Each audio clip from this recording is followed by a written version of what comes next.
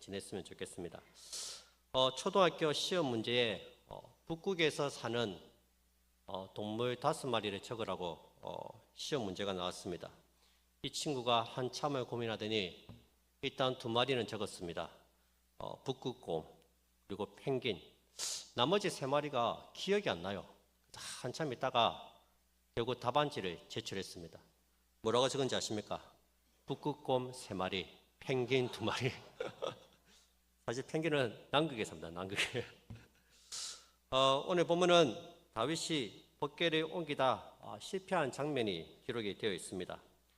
처음 법궤를 옮길 때 이 우사의 죽음으로 실패를 합니다. 그래서 15장에서 한 번 더 법궤를 옮깁니다. 이때는 성공적으로 잘 옮깁니다. 우사가 소가 끄는 수레를 법궤에 싣고 운반을 하던 중에 소가 갑자기 뛰노길래 법궤가 떨어질 것 같으니까 법궤를 잡았어요. 잡는 순간 하나님께서 우사를 치셔서 그 자리에서 죽습니다. 이를 두고 베레스 우사라고 합니다. 11절 말씀입니다.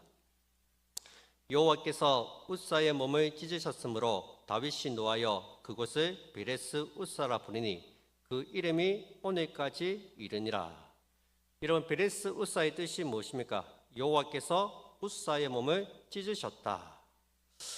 우사가 찢어졌자 더 이상 법궤를 옮겨오지 못하고 법궤는 오벳 에돔의 집에 3개월 정도 머무르게 됩니다. 아마 이 기간 동안 다윗은 왜 하나님께서 우사를 죽이셨고 법궤를 가져오지 못하게 하셨는지 깊이 생각하고 연구했을 겁니다. 성경 공부도 하고 신학 공부도 했습니다. 그리고 깨달은 거예요.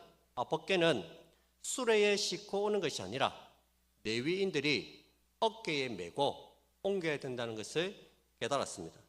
또 그래서 역대상 15장 2절에 보시면 다윗이 이르되 레위 사람 외에는 하나님의 궤를 맬 수 없나니 이는 여호와께서 그들을 택하사 여호와의 궤를 메고 영원히 그를 섬기게 하셨음이라 하고, 하나님의 법궤는 그냥 수레에 옮겨서 이렇게 이동하는 게 아니에요. 레위인들이, 구별된 레위인들이 어깨에 메고 이동을 해야 됩니다. 여러분, 다윗이 처음 법궤를 운반할 때는 열정만 있었지 아무런 신학적인 지식이 없었습니다. 빨리 하나님의 궤를 옮기고 싶었습니다. 그래서 그냥 가져오면 되는 줄로 알았습니다. 이왕이면 쉽게 수레에 싣고 옮기자, 그렇게 생각했습니다. 그런데 그게 아니었습니다. 법궤는 레위인들이 어깨에 메고 옮겨야 합니다. 여러분, 주의 일을 할 때는 열정만 있어서는 안 됩니다. 하나님을 아는 바른 지식이 있어야 합니다. 성경도 배워야 하고 공부도 해야 합니다. 다윗이 진작에 성전을 섬기는 레위인들한테 물어봤다면 아마 이런 비참한 일은 일어나지 않았을 겁니다. 1절에 보시면 다윗이 지금 누구와 의논을 하고 있습니까? 다윗이 천부장과 백부장 곧 모든 지휘관과 더불어 의논하고 이 하나님의 법궤를 옮기는 이 중요한 일을 하는데 목회자한테는 물어보지 않고 옆에 있는 참모들한테 물어봤다는 거예요. 여러분, 항상 교회에서 하는 일은 말씀대로 행해야 되기 때문에 항상 목회자에게 물어봐야 합니다. 이렇게 하는 것이 하나님 말씀에 맞는지 합당한 것인지 늘 물어봐야 됩니다. 우리 교회는 원래 옛날부터 이렇게 했는데요, 그런 거 없어요. 아무리 정통이라고 해도 그게 하나님 말씀에 맞지 않다면 하나님 말씀대로 해야 됩니다. 그 일을 해라고 제가 여기 서 있잖아요. 제가 하나님 말씀 잘 가르쳐 주라고, 하나님 말씀대로 잘 섬기게 지도해라고 하나님께서 저를 세워주신 거예요. 모든 일을 하나님의 말씀대로 규례대로 행해야 합니다. 지식이 없는 열정은 광신이나 맹신에 빠질 수가 있습니다. 성경은 지식 없는 열심에 대해서 경고하고 있습니다. 잠언 19장 2절입니다. 이 말씀을 제가 표준 세번역으로 읽어드리겠습니다. 지식이 없는 열심은 좋은 것이라 할 수 없고 너무 서둘러도 발을 헛디딘다. 지식이 없는 열심은 좋은 것이라고 할 수 없다고 얘기합니다. 마음만 앞서면 이를 그리칠 수 있다는 거예요. 말씀에 비추어서 하나하나 따져봐야 합니다. 이런 바울도 한번 보세요. 바울. 하나님에 대한 열심이 있었지만 바른 지식이 없었기 때문에 믿는 자들을 핍박하지 않았습니까? 나중에 바울이 하나님에 대한 바른 지식을 갖고 그 지식에 열정이 더해졌을 때 복음이 놀랍도록 확장되어 나가는 것을 우리가 확인하게 됩니다. 하나님에 대한 바른 지식이 바른 신앙으로 이끈다는 사실을 꼭 기억하시기 바랍니다. 이제 다윗은 모든 일을 말씀대로 행해야 한다는 것이 얼마나 중요한지 깨달았습니다. 아무리 작은 것이라도 이게 하나님 말씀대로 해야 되는구나, 그것을 깨달았던 거예요. 15장에 보시면 다윗이 법궤를 옮기기 위해서 얼마나 철두철미하게 준비하는지 잘 기록이 되어 있습니다. 첫 번째 법궤 운반 과정을 다룬 13장은 전체 14절로 14구절로 되어 있습니다. 그러나 성공적으로 법궤를 옮긴 과정이 기록된 역대상 15장은 총 29절로 이루어져 있습니다. 분량 면에서 훨씬 더 많습니다. 구체적으로 13장에서는 법궤 운반을 준비하는 과정을 설명하는 부분이 겨우 6절에 불과합니다. 나머지 8절은 우사의 사고와 관련된 이야기입니다. 반면에 15장에서 법궤를 운반하는 그 운반을 준비하는 과정은 1절부터 24절까지 4배나 많은 부분이 차지하고 있습니다. 다윗은 두 번 다시 실패하지 않기 위해서 말씀대로 율법적으로 아주 철저하게 준비를 했다는 것입니다. 이번만큼은 한치의 오차도 없이 운반하려는 결연한 의지가 돋보입니다. 이런 다윗은 왜 이렇게 정성을 들여서 법궤를 가져오려고 했을까요? 이런 법궤를 운반하는 일은 굉장히 어렵고 위험한 일입니다. 사람이 죽었잖아요, 사람이. 자칫 잘못하면 목숨을 잃을 수도 있습니다. 우리 같으면 이거 함부로 손댔다가 큰일 나겠다, 막 건들지 말자, 저거 없어도 되니까 건들지 말자, 그냥 내버려 뒀을 거예요. 근데 다윗은 그렇게 하지 않습니다. 끝까지 법궤를 옮기려고 철저하게 준비합니다. 이번에는 절대로 사고가 일어나서 안 된다, 사람이 죽어서 안 된다, 철저하게 준비합니다. 다윗이 왜 이토록 법궤를 옮기려고 했을까요? 그 이유가 무엇입니까? 가장 큰 이유는 하나님께 묻기 위해서입니다. 원래 법궤는 성막에서 가장 중심부인 지성소, 성막에서 가장 거룩한 지성소에 안치되어 있습니다. 법궤를 덮는 뚜껑을 시온소랍니다. 법궤를 덮는 뚜껑을. 그 보시면 이제 천사가 두 날개를 펴고 두 천사가 이렇게 마주보고 있죠. 여기에서 이제 하나님께서 말씀을 해주신 거예요, 이스라엘 백성들에게. 그래서 법궤는 하나님의 말씀을 상징하고 있습니다. 여러분, 다윗이 법궤를 가져오기 원한 이유는 딱 하나입니다. 하나님 말씀을 듣기 위해서입니다. 하나님께 묻고 하나님의 뜻을 알아서 그 뜻을 따르기 위해서 법궤를 가져오려고 했다는 거예요. 역대상 13장 3절에 보시면 다윗이 법궤를 가지고 오려 한 이유가 나와 있습니다. 3절에 보시기 바랍니다. 우리가 우리 하나님의 궤를 우리에게로 옮겨오자. 사울 때에는 우리가 궤 앞에 묻지 아니하였느니라. 보시면 사울은 묻지 않았다고 이야기합니다. 여러분, 사울은 하나님께 묻지 않았습니다. 무슨 일을 하든지 자기 스스로 판단하고 생각해서 결정을 했습니다.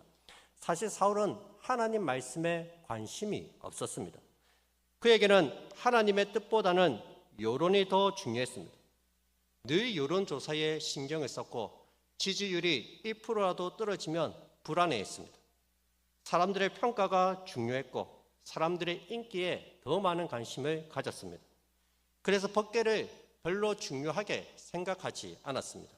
법궤에는 관심도 없고 사울은 찾아올 생각도 하지 않았습니다. 사실 사울이 패망한 이유가, 근본적인 이유가 바로 여기에 있었습니다. 하나님께 묻지 않고 제멋대로 행동했기 때문입니다. 역대상 10장 14절입니다. 사울이 여호와께 묻지 아니하였으므로 여호와께서 그를 죽이시고 그 나라를 이새의 아들 다윗에게 넘겨주셨더라. 사울이 하나님께 묻지 아니했다고 얘기합니다. 그래서 하나님께서 그를 죽이시고 그 나라를 다윗에게 넘겨주셨다고 말씀하고 있습니다. 여러분, 하나님께서 사울을 버리신 결정적인 이유가 바로 여기 있습니다. 그는 하나님께 묻지 않았다는 거예요. 여러분, 역대기는 하나님께 묻는 일을 굉장히 중요하게 생각합니다. 묻다, 이 단어가 히브리어로 다라시입니다. 다라시. 이 단어가 구약 전체에 165번 사용되었습니다. 특별히 역대기에만 43번이 사용되고 있습니다. 그만큼 역대기는 하나님께 묻는 것을 굉장히 중요하게 생각하고 있습니다. 사울에 비해서 다윗은 늘 하나님께 묻는 신앙을 견지했습니다. 역대상 14장에서 다윗이 왕위에 오르자 블레셋이 군대를 이끌고 쳐들어옵니다. 그때 다윗은 정말 의외의 모습을 보여줍니다. 역대상 14장 9절입니다. 블레셋 사람들이 이미 이르러 르바임 골짜기로 쳐들어온지라.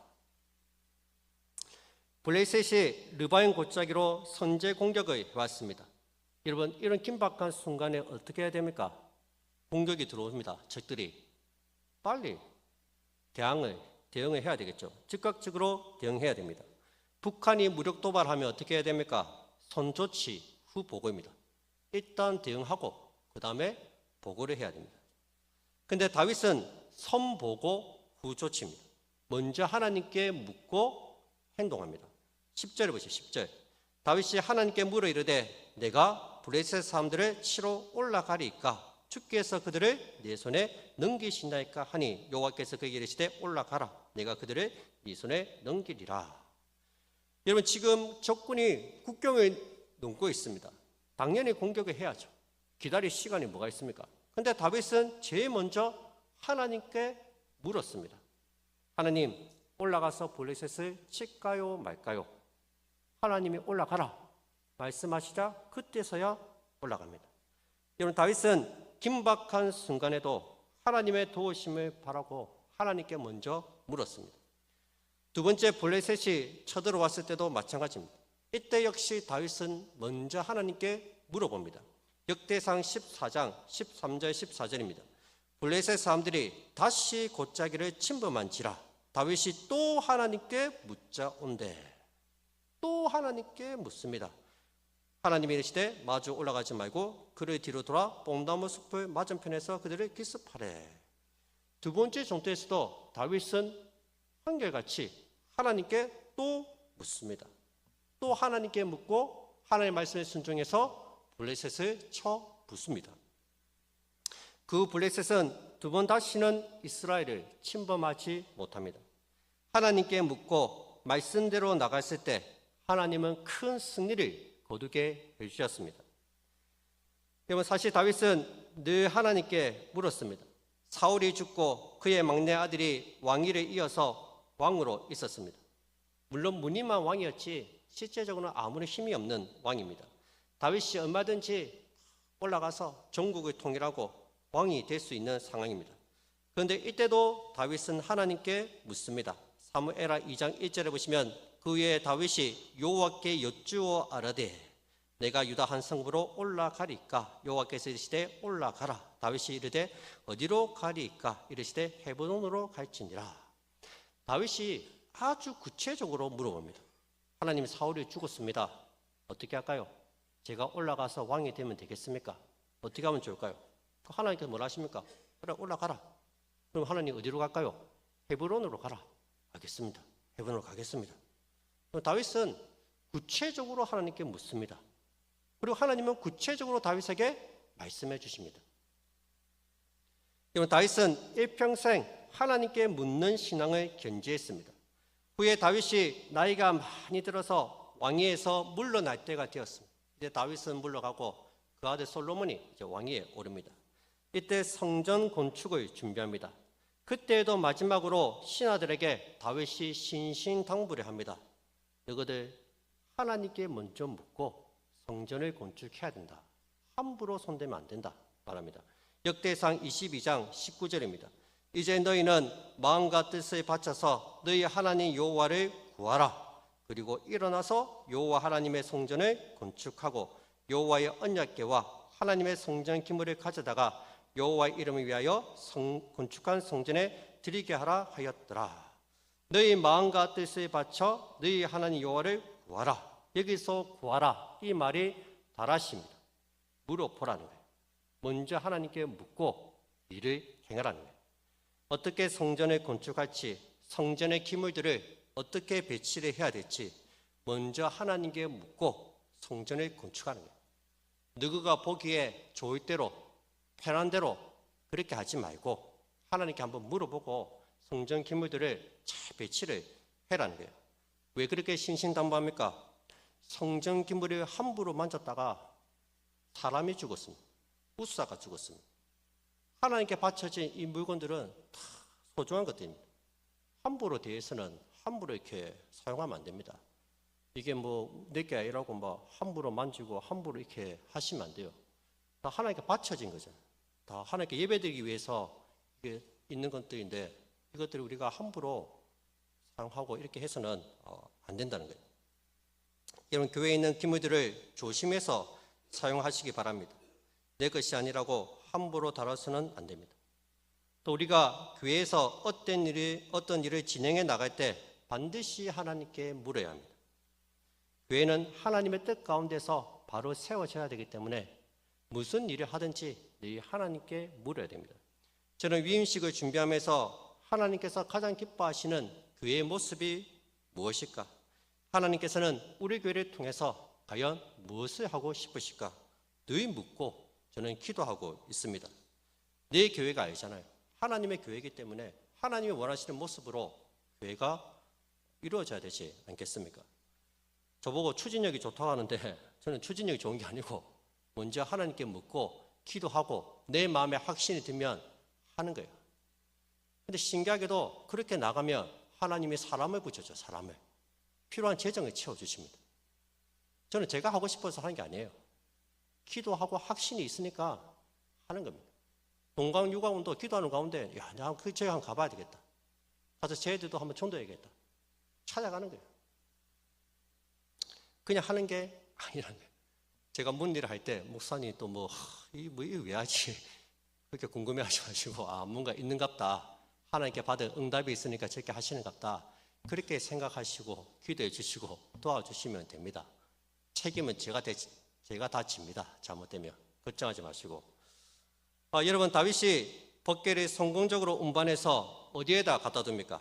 자기가 살고 있는 왕궁 안에다가 갖다 놓습니다. 왕궁 안에 장막을 치고 거기에 법궤를 안치합니다. 왜 그럴까요? 가까이에서 자주 하나님께 묻기 위해서입니다. 여러분 다윗의 신앙을 한마디로 말하면 묻는 신앙입니다. 항상 다윗은 물었습니다. 그는 늘 하나님의 뜻이 무엇인지 어떻게 해야 좋을지 늘 하나님께 물었습니다. 다윗은 자기 스스로 모든 것을 판단하고 결정하지 않았습니다. 늘 하나님께 묻습니다. 아주 사소한 것 하나하나까지 하나님께 다 물었습니다. 아무리 긴박하고 절박한 순간에도 먼저 하나님께 물었습니다. 여러분 믿음의 사람은 신중해야 합니다. 절대로 섣부르게 말하고 섣부르게 행동해서는 안 됩니다. 먼저 하나님께 물어봐야 합니다. 하나님의 뜻이 무엇인지 어떻게 해야 할지 먼저 물어보시기 바랍니다. 어떤 직장을 가야 할지 어떤 사업을 해야 할지 무슨 말을 하고 어떻게 행동해야 할지 사소한 것 하나하나 하나님께 물어야 됩니다. 인생의 중요한 선택의 순간에는 더더욱 먼저 하나님께 물어야 합니다. 여러분 묻는 게 왜 중요합니까? 내가 하나님께 묻는다는 것은 하나님을 인정한다는 의미입니다.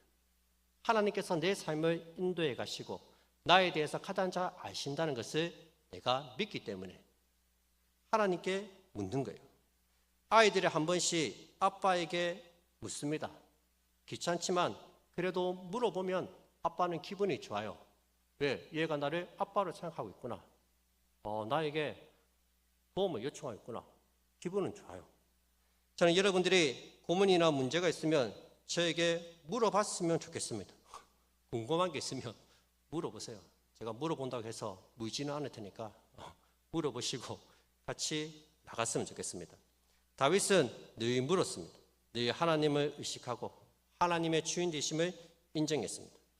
사실 다윗이 이렇게 하나님께 묻고 일을 진행해 나갈 때는 아무런 문제가 없었습니다. 모든 일이 다 형통했습니다. 잘 되었습니다. 그런데 그가 한순간 묻지 않고 일을 진행했을 때 큰 어려움을 겪습니다. 다윗이 집권 후기에 인구 조사를 합니다. 브에사바에서 단까지 전국에 있는 백성들이 얼마나 많은지, 숫자가 얼마나 되는지 인구 조사를 하게 됩니다. 하나님께서는 다윗의 인구 조사를 기뻐하지 않으셨습니다.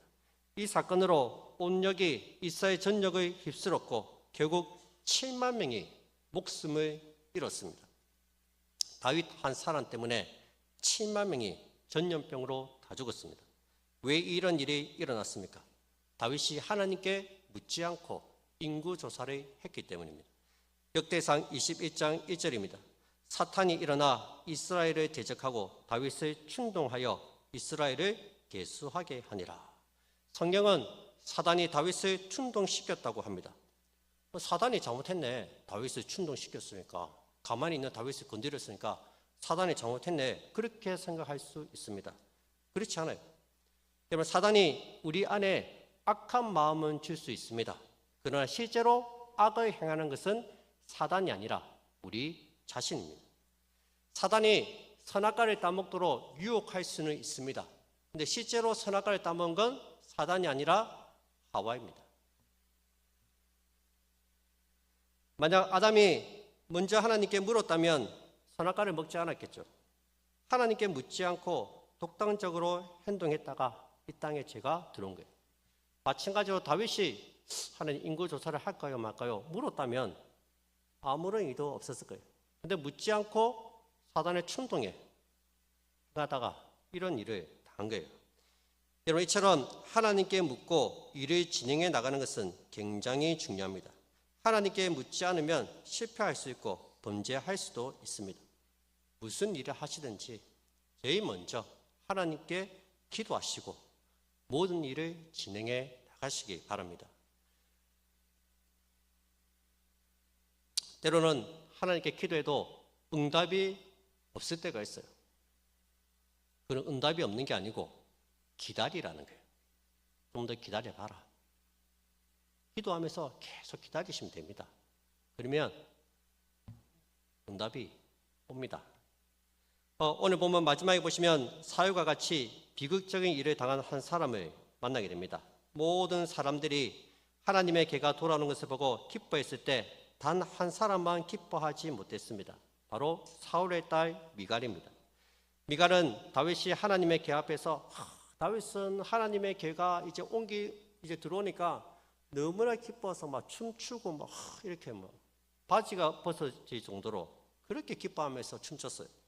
그거 보고 이제 미갈이 다윗을 업신여겼죠. 왕이 채통도 없이 그게 뭐 하는 겁니까 하면서. 역대상 15장 26절입니다. 하나님의 여호와의 언약궤가 다윗성으로 들어올 때 사울의 딸인 미갈이 창으로 내다보다가 다윗 왕이 춤추며 뛰노는 것을 보고 그 마음에 업신여겼더라. 참으로 안타까운 장면입니다. 다윗은 그렇게 기뻐서 이제는 하나님이 내가 하나님께 늘 묻고 기도할 수 있겠다. 이제 하나님 내 가까이 계신다. 너무 기뻐서 춤추는데 이 사울의 딸 미갈은 거기에 관심이 없는 거예요. 그녀는 왜 다윗을 한심하게 생각을 했을까요? 그녀 역시 아버지 사울처럼 법궤를 소중하게 여기지 않았기 때문입니다. 다윗은 하나님께 묻기 위해서 늘 하나님 말씀대로 행하기 위해서 이 법궤를 가져왔는데 미갈은 하나님께 관심도 없고 하나님께 물어볼 생각도 없습니다. 이 사건으로 사울의 딸 미갈은 죽는 날까지 자식이 없어 죽습니다. 사울 가문의 대가 끊어졌다는 거예요. 아버지의 불신앙이 딸에게까지 이어지는 안타까운 모습을 보게 됩니다. 여러분들은 자녀들에게 어떤 유산을 물려주시겠습니까? 남들처럼 많은 재산과 부동산을 물려주시겠습니까? 여러분, 자녀들에게 그것보다 더 귀한 소중한 믿음의 유산을 물려주시기 바랍니다. 하나님의 인재와 그분의 말씀을 소중하게 여기는 모습을 자녀들에게 보여주시기 바랍니다. 부모가 말씀을 귀하게 여기고 예배를 소중하게 생각하면 그 자녀들도 말씀을 귀하게 여기고 예배를 소중하게 생각합니다. 그러나 부모가 예배를 가볍게 생각하고 말씀을 소중하게 여기지 않는다면 자녀들 역시 하나님의 말씀과 예배에는 아무런 관심이 없습니다. 우리가 말씀 앞에 어떻게 행동하느냐에 따라서 자녀들의 신앙이 결정이 된다는 것입니다. 물론 우리가 하나님께 물어봐도 바로바로 답을 주시지 않을 때도 있습니다. 그래도 좀 더 참고 기다리고 기도하면은 하나님께서 자연스럽게 우리를 인도해 가실 것입니다. 하나님께 묻고 기다리는 것 쉬운 일은 아니지만 더 큰 인내와 믿음이 필요합니다. 때로는 기도하면서 기다릴 줄도 알아야 합니다. 그 기다림의 시간도 주님이 우리에게 주시는 응답입니다. 기다리라고 하실 때는 그 이유와 목적이 있는 거예요. 그것을 꼭 기억하시기 바랍니다. 마지막으로 다윗이 받은 축복을 한번 봤으면 좋겠습니다.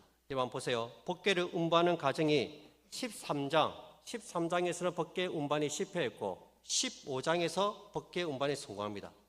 14장은 뭐예요? 이사에 끼어있는 14장. 14장은 다윗이 받은 축복입니다. 법궤를 운반하려고 했던, 늘 하나님의 뜻을 구하고자 했던 다윗에게 하나님께서 은혜를 베풀어 주십니다. 세 가지 복을 주십니다. 세 가지 복을. 하나님께서는 법궤를 운반하기로 마음먹은 다윗에게 세 가지 복을 주십니다. 첫 번째 복은 다윗이 궁궐을 건축할 수 있도록 은혜를 베풀어 주십니다. 역대상 14장 1절 2절입니다. 두로왕 히람이 다윗에게 사신들과 백합목과 석수와 목수를 보내 그의 궁전을 건축하게 하였더라. 다윗이 여호와께서 자기를 이스라엘의 왕으로 삼으신 줄을 깨달았으니 이는 그의 백성 이스라엘을 위하여 그의 나라가 높이 들림을 받았음을 알미였더라. 이런 왕이라면 당연히 왕이 사는 왕궁이 있어야 됩니다. 근데 사울 때는 왕궁이 없었어요. 그렇다의 왕궁이. 하나님께서 사울에게 왕궁을 허락하지 않았습니다. 왕궁이 없다. 그게 무슨 왕입니까? 왕이라면 왕궁이 있어야 되잖아요. 근데 하나님께서 다윗에게 왕궁을 지어주십니다. 자기 힘으로 지을 수 없으니까 두로왕 히람이 왕궁을 지을 수 있는 건축자들을 보내주는 거예요. 그래서 왕궁을 짓게 합니다. 이 모든 것이 하나님께서 다윗을 왕으로 인정하셨기 때문에 가능한 일이에요. 다윗이 깨달은 거예요. 하나님이 나를 왕으로 인정해 주셨구나. 2절에 보시면 다윗이 여호와께서 자기를 이스라엘의 왕으로 삼으신 줄을 깨달았다 말씀하고 있습니다. 하나님이 다윗을 왕으로 인정해 주셨다는 거예요. 하나님께서는 다윗 왕국이 온 백성들 앞에서 높이 들림을 받도록 해주셨습니다. 이것이 다윗이 받은 첫 번째 복입니다. 하나님께 물었기 때문에, 늘 하나님 뜻대로 행하기를 원했기 때문에 하나님이 그의 왕궁을 짓도록 왕으로서 인정해 주십니다. 두 번째는 다윗에게 자녀의 복을 주십니다. 물론 다윗이 왕이 되기 전에 헤브론에 있을 때 6명의 아들이 있었습니다. 근데 예루살렘에 있으면서 그 두 배인 13명의 자녀를 더 낳습니다. 역대상 13장 3절 7절에 보시면 자녀들의 이름이 쭉 나옵니다. 거기 보시면 14장 3절에 보면 다윗이 예루살렘에서 또 아내를 맞아 다윗이 다시 아들들과 딸들을 낳았으니, 다시 아들들과 딸들을 낳았다. 고대 사회에서는 다산이 축복입니다. 자녀들이 재산이고 힘과 권력의 상징입니다. 다윗은 예루살렘에서 다시 13명의 아들과 딸을 낳습니다. 많은 부인과 자녀들을 거느렸다는 것은 그만큼 힘이 막강하다는 것을 보여줍니다. 그만큼 다윗의 왕권이 더욱 견고하게 세워졌다는 거예요. 사울의 딸 미갈은 자식이 없어 죽었지만, 그의 대가 끊어졌지만 다윗에게는 그의 왕위가 영원하리라는 하나님의 언약이 신실하게 이루어지고 있다는 거예요. 하나님의 그의 가정에 책임져 주셨다는 거예요. 늘 말씀대로 묻고 기도하니까 그의 사업들을 책임져 주셨다는 거예요. 세 번째, 하나님께서는 다윗이 블레셋과의 전투에서 승리하게 해주셨습니다. 이것도 굉장히 중요하죠. 여러분, 이 전투는 다윗이 왕이 되고 난 이후에 치르는 첫 번째 전투입니다. 이제 왕이 되었어요. 다들 궁금할 거 아니에요. 이 왕이 어떤 왕인지, 얼마나 힘이 있는지, 강력한지 궁금했을 거예요. 왕으로서 다윗의 군사적, 정치적 실력을 테스트할 수 있는 전쟁입니다. 더군다나 이 블레셋이 사울 왕국을 무너뜨렸잖아요. 그래서 이번 전투는 더더욱 중요합니다. 모든 이스라엘 백성들이 새로운 왕을 지켜보았을 거예요. 하나님께서는 한 번도 아니고 두 번이나 블레셋을 쳐 붙습니다. 완전한 승리를 주십니다. 다윗 왕국을 지켜주셨다는 거예요. 여러분, 하나님께서는 이렇게 다윗에게 세 가지 복을 주셨습니다. 다윗의 집을 세워주셨고 그의 왕위를 견고하게 하셨으며 블레셋과의 전투에서 승리하게 하셨습니다. 모든 위기와 어려움 속에서 지켜주셨다는 거예요. 왜? 다윗이 하나님께 묻고 행했기 때문에. 여러분, 하나님께서는 다윗의 마음을 아셨습니다. 다윗이 얼마나 하나님을 사랑하는지, 얼마나 하나님의 말씀을 사모하는지, 얼마나 말씀대로 살려고 발부둥치는지. 하나님, 말씀 좀 해주세요. 내가 그 말씀대로 순종하려고 합니다. 하나님, 저를 인도해 주세요. 제가 하고 싶은 일을 하는 것이 아니라 하나님의 하고 싶은 일을 하고 싶습니다. 늘 그 마음이 하나님께 있는 걸 하나님이 아시니까 하나님이 축복해 주시는 거예요. 하나님께서는 다윗을 보고 내 마음에 합한 자라고 말씀하십니다. 사도행전 13장 22절입니다. 다윗을 왕으로 세우시고 증언하여 이르시되 내가 이새의 아들 다윗을 만나니 내 마음에 맞는 사람이라 내 뜻을 다 이루리라. 내가 너를 통해서 일하겠다는 거야. 네 그 마음 정말 귀하다. 내가 너를 통해서 일하마. 내 뜻을 다 이루리라 말씀하십니다. 여러분, 하나님의 마음에 쏙 드는 사람이 누구입니까? 다윗처럼 늘 하나님께 묻고 하나님의 뜻을 구하고 하나님이 말씀하셨을 때 순종하는 그 사람이 하나님 마음에 합한 사람입니다. 그런 사람에게 하나님께서는 복을 베풀어 주시고 그의 집안을 견고하게 하시고 그의 앞길을 축복해 주실 것입니다. 당연히 하나님께 묻고 행했기 때문에 그 사람은 형통할 수밖에 없습니다. 여러분, 다윗처럼 늘 하나님께 물으시기 바랍니다. 하나님, 어떻게 하면 좋습니까? 어디로 가면 좋습니까? 뭘 해야 되겠습니까? 늘 하나님께 묻고 하나님의 인도하심 받는 우리 교회와 우리 모든 성도님들이 다 되시기를 주님으로 축복드립니다.